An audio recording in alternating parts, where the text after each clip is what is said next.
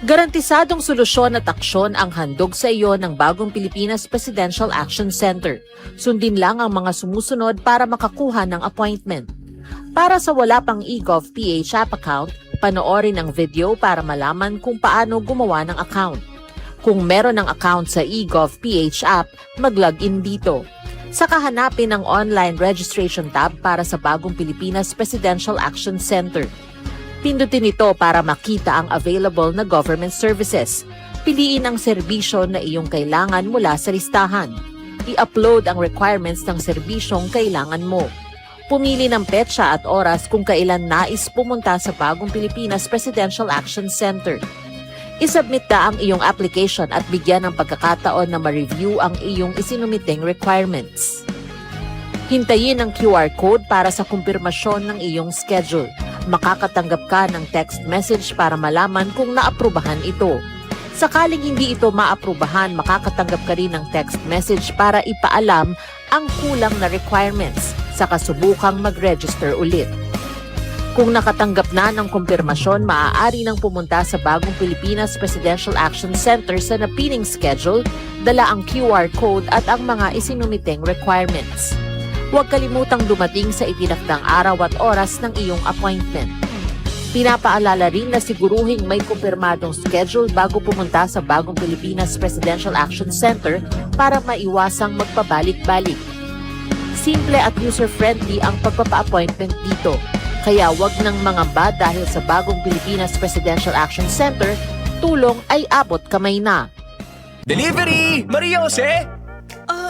Is that box really mine? Surprise! Why are you inside the box? There's nothing I won't do for you. Just like Pag-ibig Fund Multi-Purpose Loan.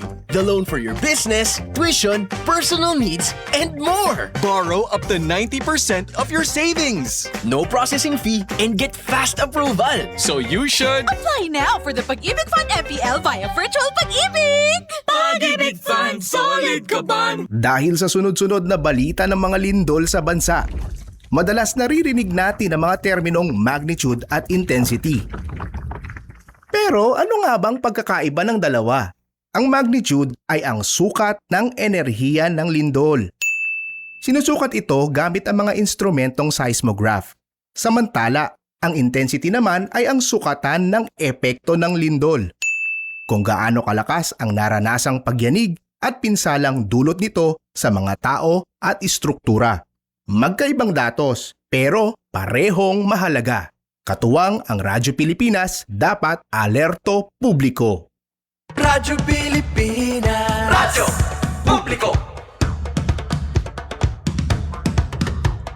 Radyo Pilipinas. Radyo Publiko.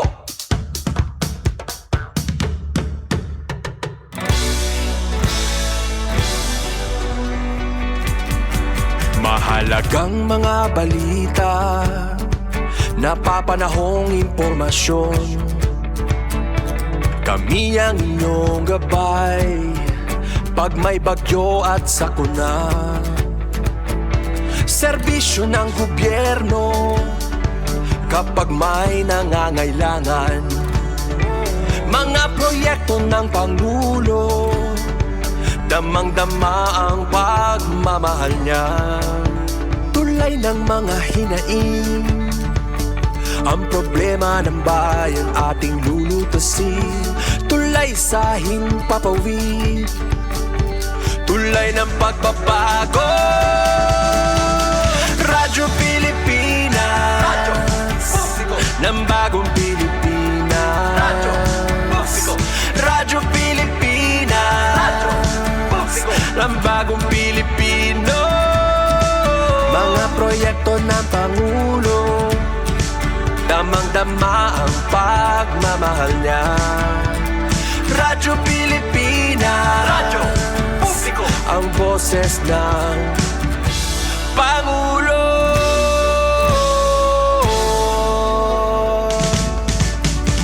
Karamay nyo kami, kahit malayo man kami nakakarating. OFW magsasaka, buhay ay iba't iba, san mang lugar ng bansa natin. Tulay ng mga hinaing, Ang problema ng bayan ating lulutasin, tulay sa himpapawid, tulay ng pagbabago. Radyo Pilipinas, radyo publiko ng bagong Pilipinas. Radyo publiko, Radyo Pilipinas, radyo publiko ng bagong Pilipino. Mga proyekto ng Pangulo, damang-dama ang pagmamahal niya. Radyo Pilipinas, radyo publiko, ang boses ng Pangulo. Radyo publiko, Radyo Pilipinas, radyo publiko, Radyo Pilipinas.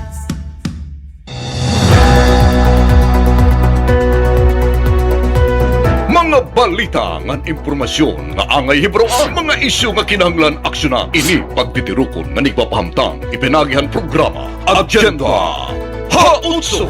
Ikang Philippine Information Agency, Eastern Visayas. Igpapalangat tayo ang mga Agenda Hautso nga napapanahon ngan sadang pagdagdon. Eastern Visayas, Habagong Pilipinas. Ini ang iyo agenda. Maupay nga oras makasangkayan inihan amon ika-24 nga edisyon ng Season 2 ang Agenda 8. Salamat ang iyong mga padayon na pagtutok kini nga programa. Ako ay Frederico Meres. Yan na nga panahon, gimbabayon aton nasod, diri lahing bagyo, kundi pati nagihapon, magkalain-laing nga insidente politikal. Sugad man ang mga panhitabo nga nakakabantan han seguridad han aton sosyudad. Mga kasayuran hini nga mga panhitabo, kapartiyan ng Agenda 8. Ako, Steffi Liborius. Tutok permi hamon kada semana ng edisyon ng Agenda Hautso. Dan permi niyo makikita ng Facebook pages ng Philippine Information Agency Eastern Visayas. Ako, AJ Espinosa. Ang Agenda Ha-8 in iyo masusundan ha mga istasyon han Radyo Pilipinas Calbayog, Radyo Pilipinas Sogod, ng Radyo Pilipinas Borongan. Upod pa ha 94.9 Infinite Radio Villaba, ng 94.5 BYRK Radyo Calgara, Hatarigara Leyte. Ini Jane Sanyanugay, ini an iyo. Agenda Ha-8, Year 2. Agenda Hautso. Mga estudyante yan sa San Jose National High School. Balik na ang eskwelahan. DepEd nagpapatumanhin mga pitad. Mabalik ang normal han sitwasyon han mga kabataan. Aden report ni Ali Trias han PIA Leyte. Balik na ang eskwelahan ng mga estudyante ang San Jose National High School matapos ang maabot duha ka semana nga class suspension. Darahan ay tabo nga shooting incident kay ginkamatay hintulo nga minor de edad nga estudyante ng eskwelahan. Ginhimo ang administrasyon ahan eskwelahan nga maging upbeat nga medyo marisyo ang pamangpaw nga lugar para ansyahan nga adlaw nga pagbalikan ilang mga estudyante. Sumalakan Dr. Nilo Ider, tagapagyakan ng Tacloban City Deputy Division, ang gidbuhat nga maribho nga pagtapo ang mga estudyante nagudma para haira panunahuna bisan ha madaling nga panahon an madugo nga panhitabo. Pero yung face-to-face classes natin, hindi ibig sabihin nun na kaagad magbibigay ng lesson yung mga teachers. So patuloy pa rin ang pagbibigay natin ng psychosocial support. In fact, merong mga performers na in-invite ang mayor para it's part of emotional healing. No? So for 2 weeks, i-prepare natin yung mga estudyante, yung mga personnel, at the same time yung physical environment. Nag-imita pa yung artista ng City Government ng Tacloban para mag-perform at tubangan ng mga estudyante, mahuman na nila flag raising ceremony. Sumalagi hapon han DepEd nga hapagbalik ang klase, mas mahugot ng security measures ang iraigin papatuman, sugad ang pagbutangin mga walk-through metal detectors, kadugangan nga CCTV cameras, pag-ayadhan perimeter fencing, kadugangan nga mga security personnel tiya nga city government, sugad man police visibility nga nag-iinspeksyon han mga gamit han kada nasulod nga estudyante. We are securing all our schools. At saka kung merong pinaka-safe na school dito sa Tacloban, it is San Jose National High School kasi dito nakapokus. No? We have already added securities and the city mayor nag-ano siya na magbibigay pa siya dito ng mga personnel to help. And then meron tayong police na mag-help sa atin. And yes, I hope hindi ito ningas kugon. It will will be sustained, and that is what will be trying to do na masustain yung security measures natin. Not only in San Jose National High School, but in all the 60 schools in the schools division. Tingin ng Philippine Information Agency Leyte, ni Alit Reyes, CNN EU Agenda Ha-8. ESO College of Medicine gininagurahan. Ceremonial enrollment hansyahan nga batch gindumara. Ang detalye hini nga balita igahatag ni Jean Lira han PIA Eastern Samar. Usa nga historiko nga milestone ang natabo para habug-os nga probinsya han Eastern Samar hini nag-agi nga Webes kasunod han formal nga pag-unveil han opisyal nga logo han inaugurasyon han College of Medicine nga Eastern Samar State University main campus. Ini nga hitabo ay nagpapakita han katumanan han maiha na nga inop han istihanon nga mapaharaniya ang edukasyon ha medisina ha ira kalugaringon nga lugar. Gintambungan ang okasyon ni 4-piece party list representative Marcelino Libanan ang ginkilala nga amay han ESO. Tungod han pag-otor han balaod nga nagtukod han universidad. Sumala han mga opisyal ang pagkaada hini nga proyekto ing katumanan han maiha na nga hingyap agud matagaan kinsansa ang mga nag-aambisyon magdoktor ha este nga makatapos ha ira mismo probinsya. A young student from Borongan, Iwan, Papat, Lawaan, Dolores, or any municipality in our province can now aspire to become a doctor without leaving the place that shaped them. More importantly, they can one day return to serve the very communities that nurtured them. Diyarig lang yan, Diyarig lang yan, Scholar pa, di ba, sir? Ilibre pa. Katampang liwat sa seremonya, hi Gobernador Ralph Vincent Evardoni nga nag-anunsyo han pakig-upod han gobyerno probinsyal ha ESO pinaagihin usa nga Memorandum of Agreement para han scholarship program. Ilarum han kasabutan, mapundo ang provincial government para han scholarship han napulo nga medical students yan nga academic year. Pasasakahon ini ngadto ha 20 nga scholars sa sunod nga school year ngan mapadayon ang pagsuporta han napulo nga scholar kada tuig ha mga masunod pa nga school year. Memorandum of Agreement. It's actually here with me. Actually, napirmahan na complete. All of the provincial board members, our vice governor, already signed off. Ako, pumirma na rin. Kulang na lang ang signature actually ni Dr. Magatpatay, no? Ni Sir Jude. So everything is set in stone. No? The province has committed to give 10 scholars. But not just limited to 10. Siyempre, magtitikang kita yung 10. And the next year, 10 will become 20. The following year after that, 10 will become 30.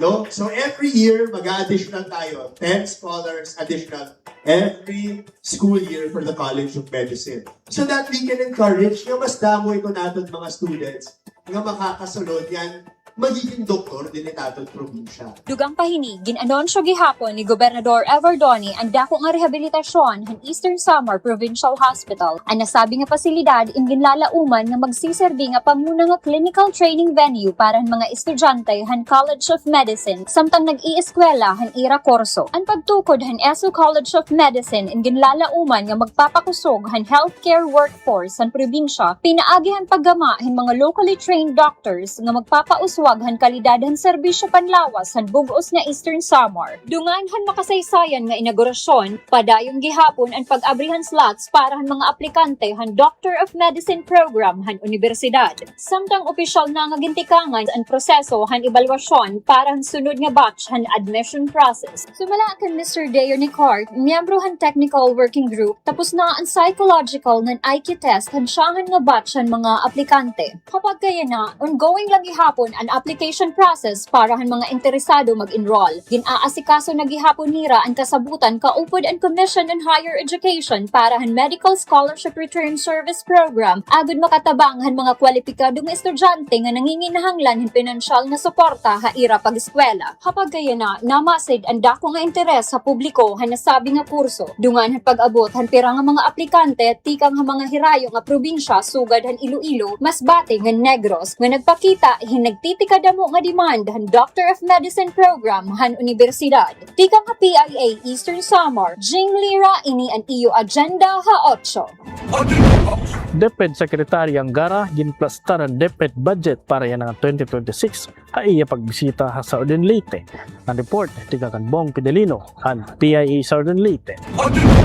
Ang kalihim sa edukasyon, Juan Edgardo Sane Angara, mitaho 11 gigastuhan sa pundong salapi nga pahat sa Department of Education, DepEd, alang sa pagpuswag o pagpalambo sa edukasyon. Sayang pagpamulong isip pinasidunggang dinapit atol sa ika-66 nga kasaulugan pagkamugna sa lalawigan sa Southern Leyte sa miagang simana Hulyo 1, gibutyag ni Angara nga sukad-masukad karon pa mahitabo ang pinakadakong budget na dawat sa DepEd. Tugbang kini niya pa sa 4% gross domestic product GDP sa nasod. Siya mitaho nga usa sa mga gastuhan sa maong pundo mao ang classroom construction, school building projects pinagi sa mga local government units. Ug ngani nagpinirmahay na memorandum of agreement ang DepEd ug ang Kapitolyo aron sigog merkado na ang mopahigayon sa bidding ug samang mua ang pagapirmahan unya tali sa City of Maasin. Lain pang gastuhan sa maong budget mao ang pag-promote sa mga magtutudlo pinagi sa gitawag nga expanded career progression.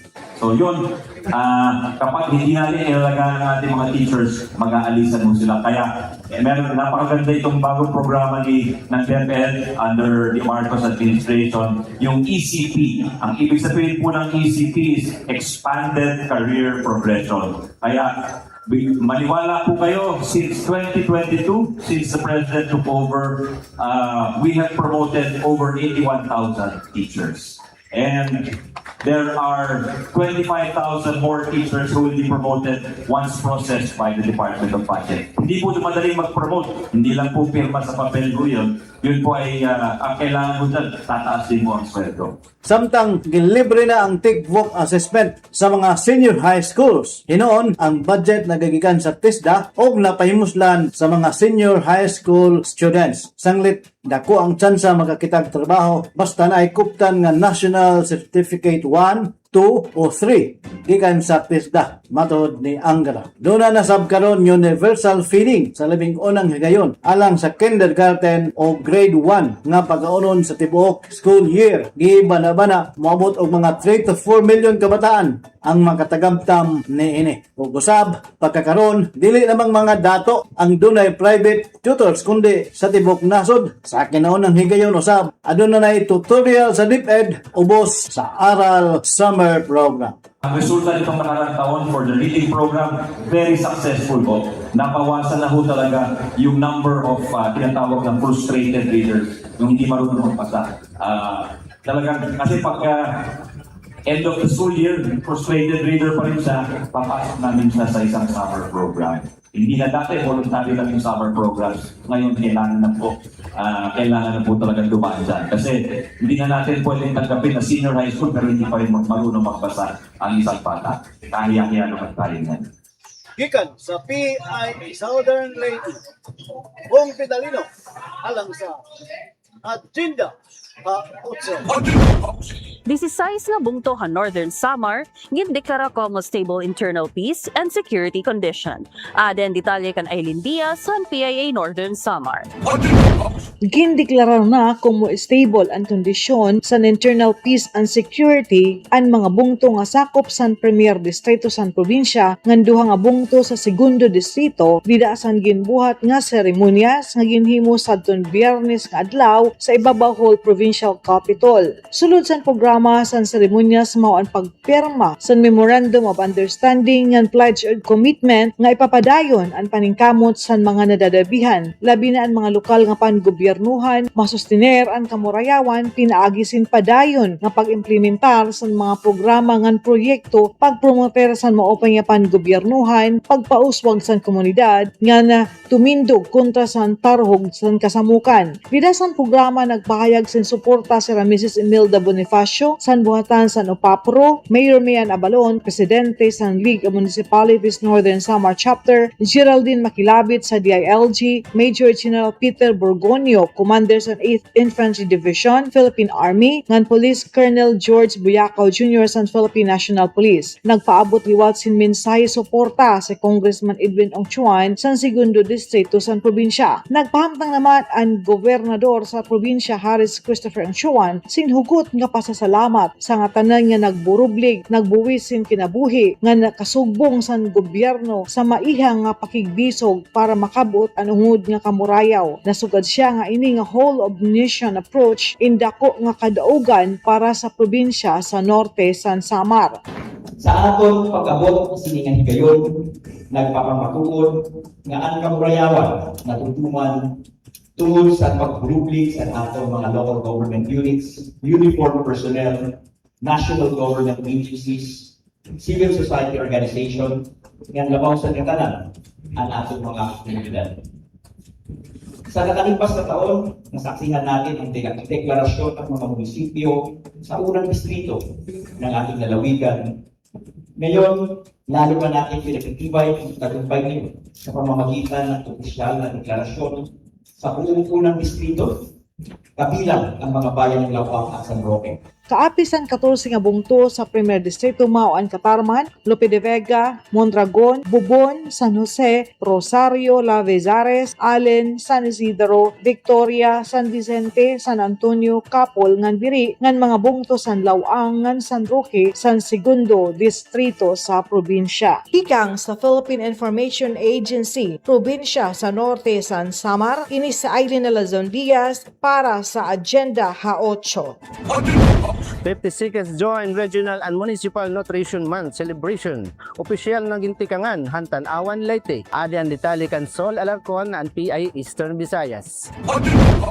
Kick-off ceremony han Joint Regional and Municipal Launching hani ka 52 anyos nga pagsaurog han Nutrition Month sa Tanawan Leyte. Wari lagi hapong kalikayi nga maistoryahan ang nahitabo nga shooting incident sa San Jose National High School Tacloban City. Diin mga kabataan ang nahidabi. Gintagan hindoon ni Tanawan Mayor Gina Merelo ang importansya diri lahan masustansya nga pagkaon kundi patihan maupay ang sosyedad o kalibungan para maging healthy ang mga kabataan ngan diri mahingad tuha karatan. Dili kita magkakamay-ada in healthy na sosyedad if we only feed the stomach but leave the minds to be corrupted by violence. Nagtutuo ang alkalde nga usa nga wake-up call para nga tanan ang nahitabo salit nag-implementar ang bungtuhin agresibo nga multi-sectoral strategy. Pinaagin pag-alutagahin budget para child psychology, mental health tracking and community work youth program. Kaya nga panahon,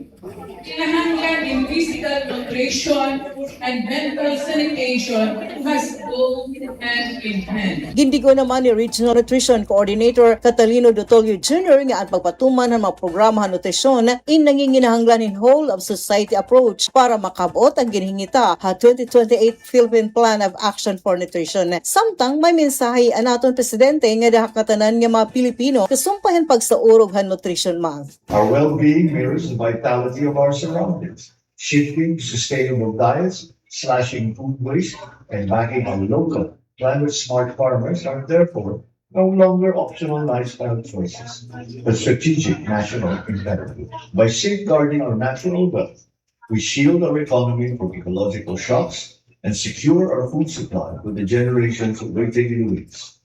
We must also recognize that ecology is only one aspect of the problem of malnutrition. Issues in education, corruption, and other deeply rooted social ills all contribute to this problem. Addressing malnutrition, therefore, requires coordinated and synchronized action from all sectors of society. To my fellow Filipinos, your government can only build the framework.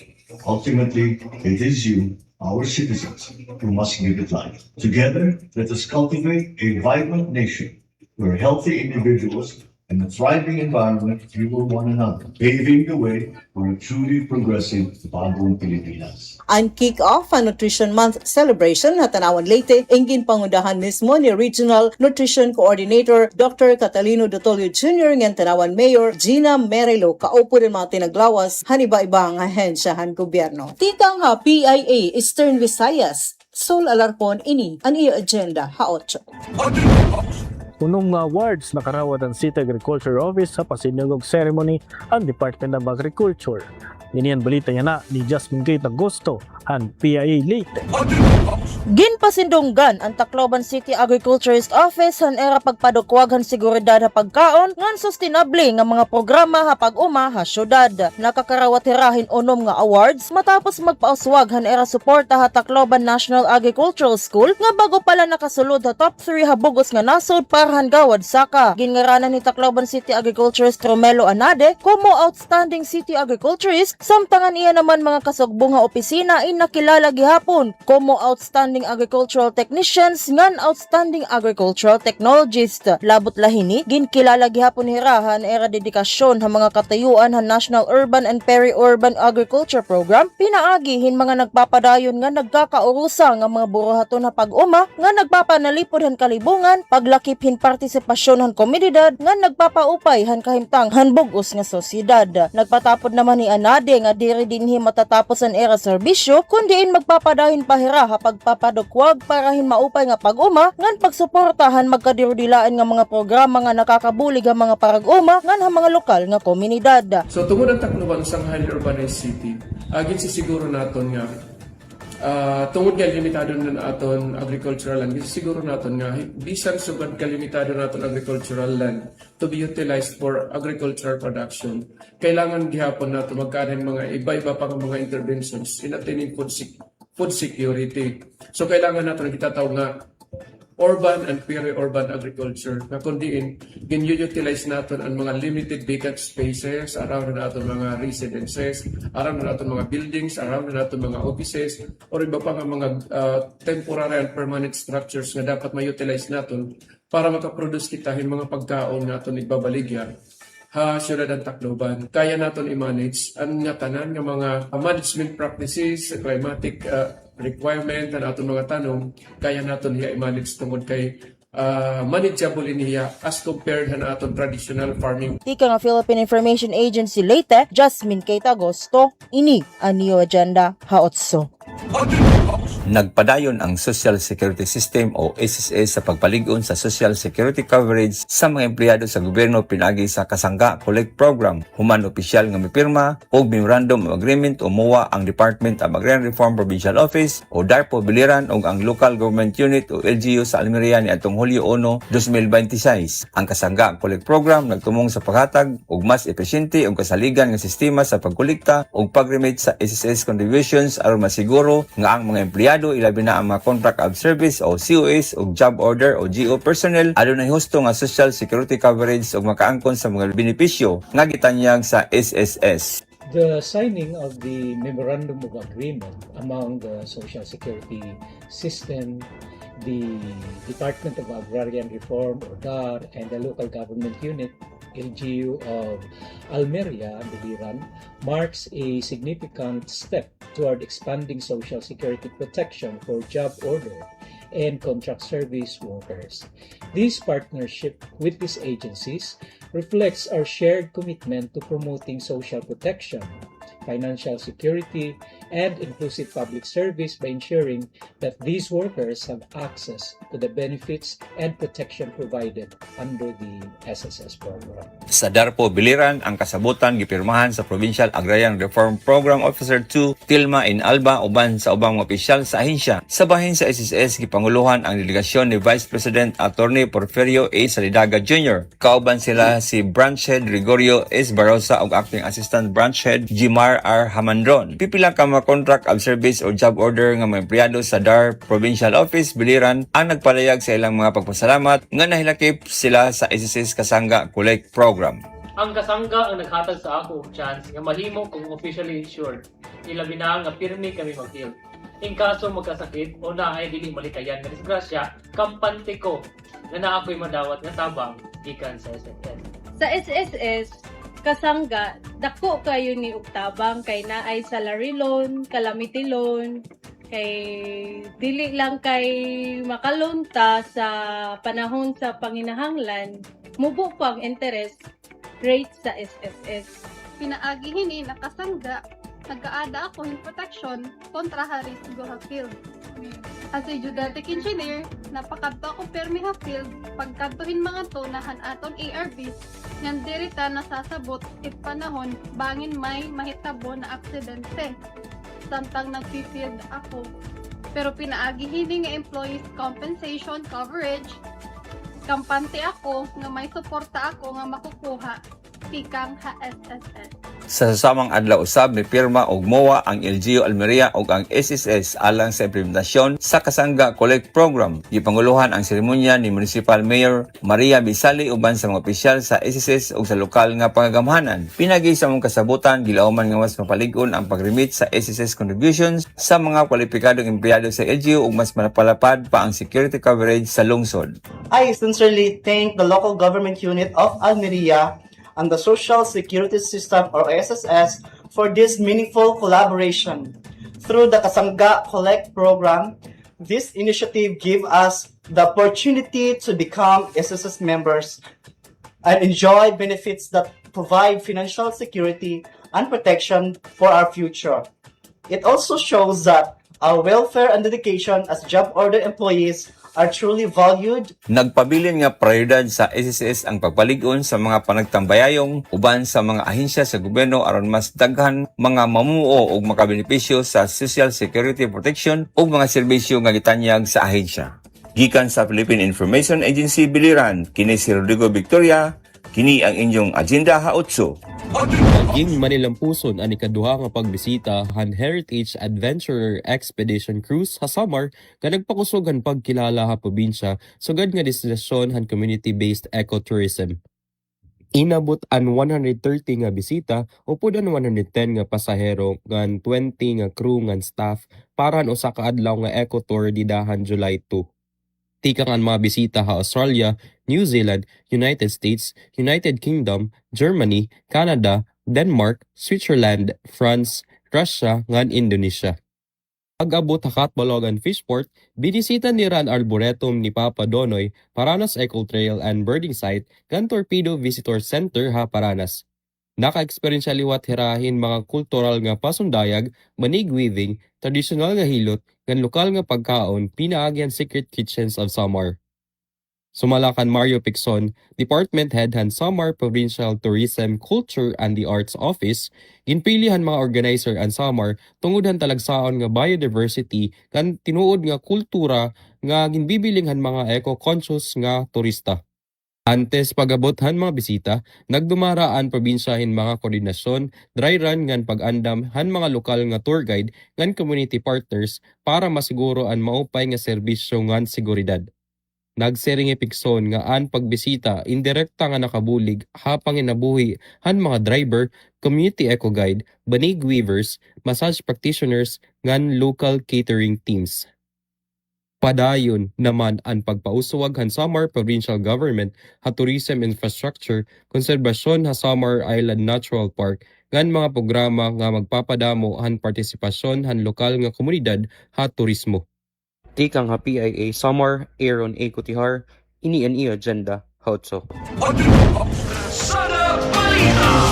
Aton ratsada balita yan na. 18 nga TESDA scholars na graduar ha automotive servicing, ilarumang ka na Isuzu Heart and Smile Project.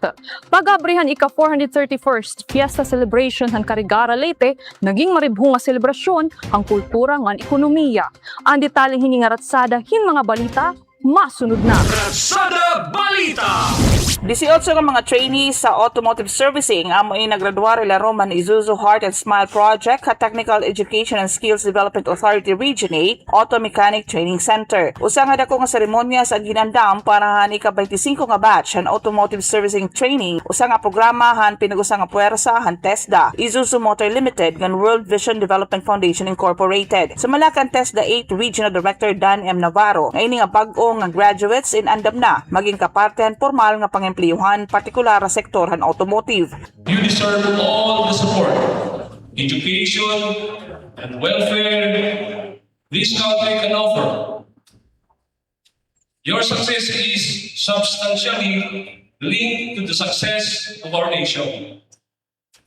This is precisely why our project aims to develop more than just your technical skills, Most importantly, we are here to nurture the values, attitude, and strength of character that you will carry into the workplace and your respective communities. Padayon nga nagdumarahin mga scholarship trainings and TESDA hapanuyo nga mas mapalambo ang technical vocational skills sa mga kabatanunan nga mataganin sa nga panarabahuan nga damo ang oportunidad hapresente nga industriya. Formal na nga ginabrihan ng local government unit ang Karigara ang duha ka semana nga fiesta activities may pagisumpayan ika 431st fiesta celebration ang bungto hapagdahigan Triumph of the Holy Cross. Sa Malacan Mayor Eduardo Ed Ong Jr. nga panuyon kada tuig nga selebrasyon nga mataganin karisyuhan aton katawhan pinagyan pagsentro han kasaysayan kultura ngan panurondo nan bungto usa na dinhi aman paglunsad han paisan-isan han kalsada ni Gara kundiin ginaadornohanhin makaruruyag nga rayandayan ang kada kalsada han poblasyon nga nagpapakita han rikuhanon nga kultura ngan panurondo nan munisipyo tikang han mahimo ini pira na kaanyos ang naglabay. Well, number one, pag pwede bisitahin is yung pagsada ni Gara, which is every year po siya. So actually, given the crisis, kinap-down po namin yung costs ng fiesta namin. So, pero ayaw po namin na hindi talaga mag-enjoy yung mga tao. So, we cut some of the activities, pero tuloy-tuloy po rin po yung mga events and mga activities namin. Lungkit po siya sa Karigara, pero gusto namin siya mas papakilala pa para maiwasan kung mamatay completely yung culture. Mapasalamaton gyapon ang mga fiesta organizers nga damo nga mga residente ngan partners ang nakikigusa sa LGU agud maging mas maribhong ang kada adlaw nga aktibidades. Madalagan kuto Baholyo 15 aton fiesta activities kundi lakip dinhi ang mga performances sa magkarinlain nga sektor sugad man Agri Aqua Fair, Job Fair, concerts nga nang search for Miss Karigara 2026. Tiga nga Philippine Information Agency Leyte para Ratsada Balita ini Altreyes in an EU Agenda 8.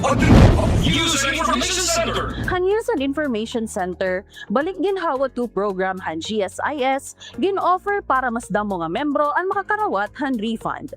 Committee on Disability Affairs ang Sinirangan Visayas, naglatag han mga aktibidad para han National Disability Rights Week. Tika han News and Information Center, aadihin ni Lopido han PIA Eastern Visayas. News and Information Center. Mas damo na nga membro nga pensioners sa Government Service Insurance System o GSIS ang pwede makatagamtamahan pinahilawig nga balik kinhawa to program nga naghahatag in refund hakutob unom kabulan han kwalipikado nga loan amortizations. Sumalakad Palace Press Officer Jose Claire Castro ini kapartihan direktiba ni Presidente Ferdinand R. Marcos Jr. nga maghatag in mas durodako nga bulik pinansyal sa mga membro han GSIS. Alinsunod sa direktiba ni Pangulong Ferdinand R. Marcos Jr., ginawa ng mas pinalawak, mas pinadali, at mas pinalaki ang balik ginhawa ng GSIS para sa mas marami pang miyembro at pensioners na mapapakinabangan. Sa ilalim ng programa, refund na katumbas na ng hanggang 6 months qualified loan amortizations, saklaw ang payments mula December 2025 hanggang May 2026. Sumala pa ang GSIS, panuyo ang programa nga maghatag in kadugangan niya bulig pinansyal ha mga membro nga aghaton hira nga igpadayon ang eksakto nga pagmaniho han ira loan accounts. Ginaghat gihapon ang GSIS ang kwalipikado nga mga membro nga pensioner nga i-check kung kwalipikado hira nga mag-apply pinagan official nga website han GSIS o pinagi han touch mobile application. News and Information Center. Hala niya sumat, naglataghan makaderudlain niya aktibidad ang Regional Committee on Disability Affairs ha Sinirangan Visayas sa Hagimbuhat ka second quarter meeting han July 2 ha panguna Department of Social Welfare and Development Regional Office 8. Pinagi ang Disability Affairs Office and LGUs nga partner national government agencies ang mga aktibidad inakasentro han pagsaoro kan 48 National Disability Rights Week yan nga July 17 to 23. Hati mga rights first, legislation forward, strategic action for equal participation and inclusive development, ang mga aktibidad inanunuyo nga ma-promote ang mga katungod, patas nga partisipasyon yan, pagtagad yan, inclusion ng persons with disabilities. At Tacloban City, lakipan mga aktibidad and parenting sessions, agud mapakasugan kapas ang makaganak ng caregivers, bahin ng mga skills, sugan ang disability inclusion childcare, samtang ang pre-employment coaching and mini-job fair in nanunuyo, makabulig ang PWD maka-access ang mga oportunidad panarabahoan. Eastern Summer, ang mga aktibidad inaglalakip ang accessible disaster risk communication training, agud mapakusog ang inklusibo nga emergency preparedness, medical nga dental mission, computer literacy training, nga accessibility audits han public facilities. Han Northern Summer naman, lakip han mga aktibidad ang sensitivity training, samtang sa Southern Leyte naman, magdudumarahin symposium on disability laws nga magdidistribuyarhin assistive devices.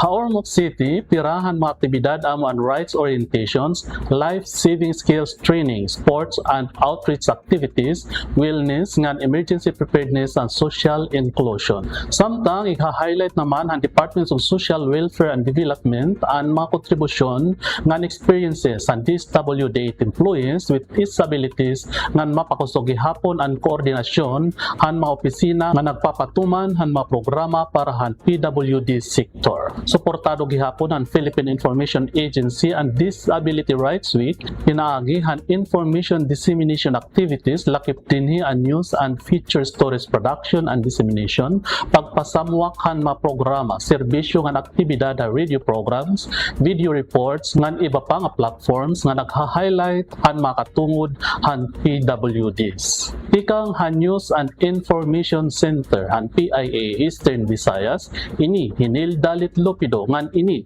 ang iyo agenda ha 8. Istorya Panlawas. Magpapadangat ang mga bagong impormasyon nga nakakaapekto han kahimsog hanaton panlawas. Istorya Panlawas. Mga impormasyon ha mga tambal o paglikay han mga magkalain-laing nga mga sakit nga nakakabalaong ha panlawas ang mga tao. Iyo may babatian. Istorya Panlawas. Istorya Panlawas. Masunod na. Maupay nga oras mga kasangkayan, ako si Nicole Yobor, magpapadangat han Istorya Panlawas yan nga edisyon han agenda ha 8. Atong pag-istoryan, ang importansya han sakto nga timbang para ha iba-iba nga edad. Ang pagkaada sakto nga timbang importante para han aton maupay nga panlawas. Makakabulig ini basi malikayan ang sobra nga matambok o kakulang han timbang nga mahimo magresultahin iba-iba nga sakit. Ako naman Ella Sumayod. Mga bata kinahanglan regular nga i-measure ang era timbang ngan kahitaas. Ginagamit han mga health worker ang growth chart basi hibaruan kung normal ang pagtubo han usa nga bata para han iya edad. Para naman han mga teenager, importante ang pagbalansehan pagkaon, regular nga pag-ehersisyo, ngan igo nga katurog. Ini nga mga batasan, nakakabulig ha pagmentenarhan angay nga timbang, samtang nagtutubo pa ang lawas. Ha mga adult, mahimo gamitin ng body mass index o BMI sugad nga pamaagi base mahibaron kung normal, kulang o sobra ang timbang. Apan kinahanglan gihapon i-konsiderar ang lifestyle ng kabug-aton han kalawasan. Para naman han mga senior citizen, normal nga may mga pagbago hatimbang tungod han pagtigulang. Importante gihapon ang pagkaon hin masustansya, pag-inom hin igo nga tubig, ngan regular nga pagkonsulta ha doktor o health center. Hinumdumi, ang sakto nga timbang di rela para maupay nga hitsura, kundi para liwat ha mas mahimsog nga kasing-kasing, mas makusog nga lawas, ngan malikyan ang mga sakit sugad ang diabetes, ngan blood pressure, ngan iba pa. Kung may pakiana mahitungodan iyo timbang o nutrisyon, ayaw pag-alang pagbisita ha pinakaharani nga health center para ha libre nga tambag tikang ha mga health professionals. Iyo pala nahibatian ang pinakaorhe nga impormasyon bahin ng paghirot ha mga sakit. Naghihinaut kami nga kamuin magpabili nga mahimsog ang panlawas nga makabulig ha pagpadukwaghan atin sa syudad. Magpapadayon kami ha paghatag ha iyohin mga impormasyon na may kalabutan ha mahimsog nga panlawas ngan paunan malikayan ang mga sakit. Dapat healthy para happy. Ikang ha Philippine Information Agency Eastern Visayas, ini he Ella Sumayod. Ako naman hi Nicole Yabor para Istorya Panlawas. Ini ang iyo agenda ha otso. Sumat panahon! Matapos paglasurbohon ang mga U-Pacific Island territories han Guam nga Northern Mariana Islands, ang Super Typhoon Babin nakikita magpapadayon pagtalabok han kadagatan sulod han Philippine Area of Responsibility. Ha-forecast ang pag-asa, may adang mga parte han Northern Luzon nga posibleng mabutang ilarom han tropical cyclone wind signals anuman nga mga adlaw yana nga simana hatak na pagsulod han bagyo nga pagtatawagon Bagyo Inday. Haluyon namubo nga sansa han paglandfall han norte han Luzon, nagsiring ang pag-asa nga ang bagyo inhalapad ang sukol kan magdadarahin makusog nga hangin nga makakaapekto hin pirang nga parte han nasod. Darahin ni nagpahimatngon ang pag-asa hin posible nga magdurot in babaha o landslide an oran nga dara han bagyo. Sanglit maginandam ang nga tanan. Ginahangyo gihapon ang kanunay nga pamati ang mga importante nga update sa iyo mga lokal DRRM office nga mga anunsyo han pag-asa. Ikang Weather Bureau ang Philippine Information Agency Eastern Visayas. Ini Hirubin Miñano, ini ang iyo agenda Hautso. Editorial!